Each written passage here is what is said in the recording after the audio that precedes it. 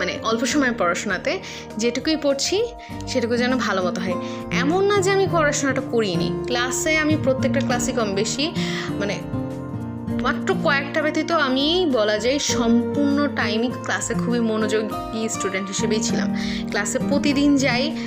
Honours লাইফে যেরকম হয়েছে ক্লাস অনেক বাঙ্ক দিয়েছি, কিন্তু আমি মাস্টার্স লাইফে ক্লাস তেমন বাঙ্কই দেই নাই, হাতে গোনা কয়েকটা ছাড়া। তো ক্লাসেই আমাদের বলা যায় যে 80% পড়া হয়ে যায়, আর যে 20% হয় যে বাসায় এসে একটু রিভাইজ দেওয়া, তো এই 20%ই বাসায় এসে রিভাইজ দিতাম না। বাসায় এসে হয় মোবাইল চালাই, না হলে গেম খেলি, না হলে ইউটিউবে ভিডিও দেখি, না হলে অন্যান্য যেসব কাজ আছে। এবং আমি আরেকটা জিনিস, যেহেতু আমার মাস্টার্সের শুধুমাত্র 2 দিন ক্লাস, অর্থাৎ শুক্র শনি, এছাড়া বাকি 5 দিনই হচ্ছে বলা যায় কোনো ক্লাস থাকে না।